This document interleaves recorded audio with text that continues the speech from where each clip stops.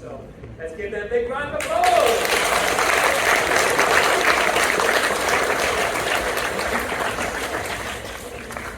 Hello and welcome to 6S Class Assembly. This term we have been learning about the Victorians and comparing how life is different for the children living in Victorian England. During this time in the history, there was a great contrast between the ways in which rich and poor lived, and many developments took place which changed the people's lives in Britain. In the Victorian era from 1837 to 1901 is a period of time during which Queen Victoria reigned in Britain.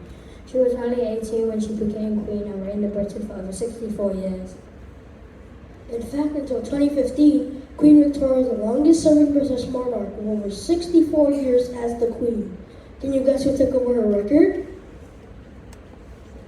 Yes, Madame?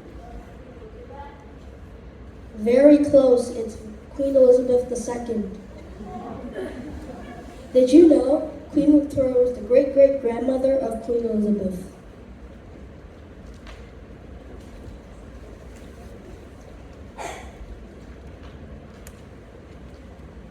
Queen Victoria is famous for having a long and happy marriage with her husband Albert. Together they have 9 children and live in Buckingham Palace. They were happily married until Albert's death in 1861, after which she wore black for the rest of her life as a symbol of mourning. During Victorian times, Britain became the most powerful country in the world. The British Empire is the biggest in the world and with over 1/4 of the world's population. However, life was tough for children living in Victorian Britain. Life was very hard for poor children in the Victorian era. Only wealthy or privileged children could afford to go to school. Children, even as young as 4 years old, had to work to support their families. There were no laws to protect working children. Most factory mill workers did not think if anything was wrong with giving jobs, particularly nasty ones for children. Let's go to our news report to find out some dangerous job they were supposed to do.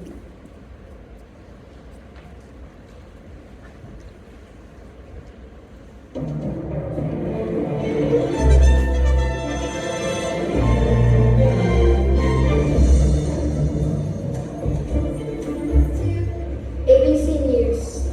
I'm Penelope Bissoff on behalf of ABC News. Today I'm here with 6 years old Jimmy who works as a chimney sweep. Hello. So Jimmy, you're asked my first question. What have you got on your face?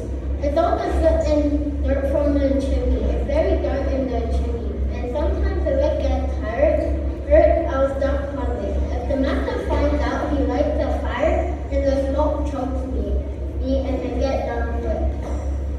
Orphans and homeless children were sold to employers to become a chimney sweep. This happened because children were cheap and they could not complain. Boys were forced up through a narrow, winding passages of chimney in large houses in order to clean them. In this step, children suffered many cuts, raises, bruises on their knees, elbows, and thighs. It's a dirty and dangerous job. Thank you, Jimmy. Not a job I would like to do. Over to Roger, who I believe with his Oscar now.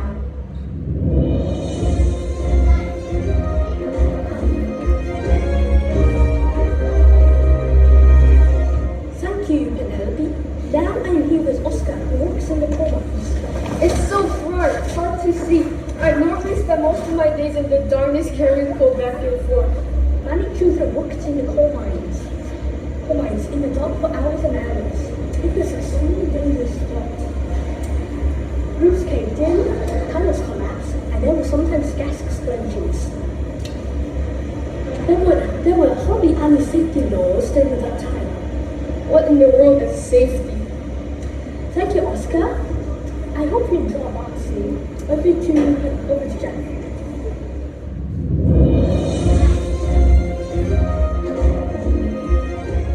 Thanks, Rob.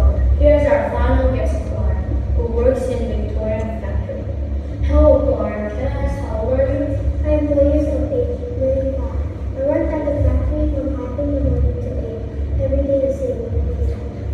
Many factory children have worked for long hours for very low wages, and they're often treated badly by their supervisors.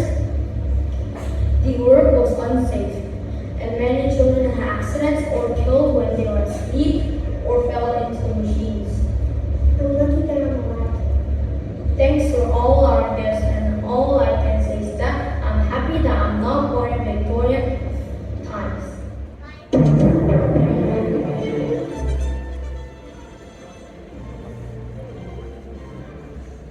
Life was not easy for children who needs to go to school in Victorian times. Teachers were often very strict and scary, and classes could reach up to 100 children in a classroom.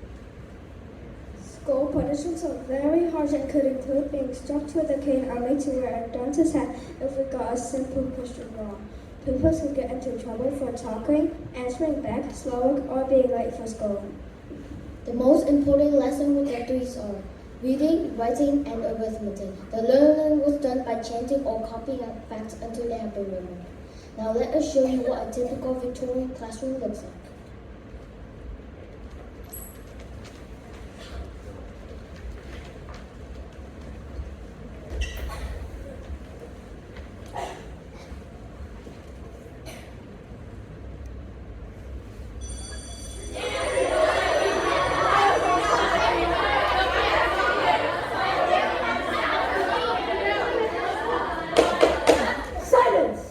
And all of you as well.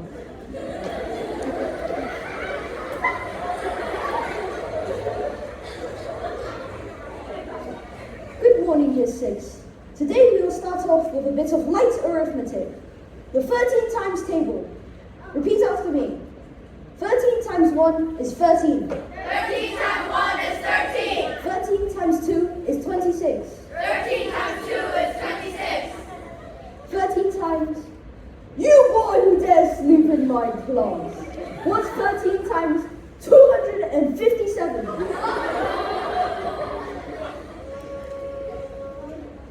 Too slow. Take the dentist hat and stand in the corner.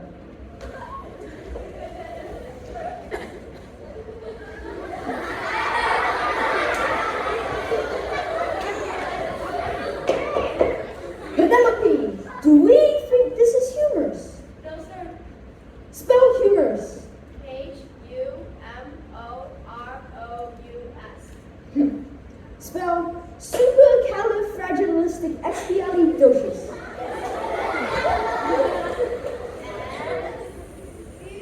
As I thought. 10 lashes for your disobedience. See the principal. Now, back to my favorite topic, the great Queen Victoria. Repeat after me. Queen Victoria was born in 1819. Queen Victoria was born in 1819. Queen Victoria started ruling in 1837. Queen Victoria started ruling in 1837. Blasphemy! We do not drink ink. Blasphemy! We do not drink ink. Silence! All of you will be punished. 20 lashes of the cane, and you must write 100 lines saying, I must obey my teacher. Now, for homework, I want you to write the entire history of Great Britain. Now, let's line up for choir practice.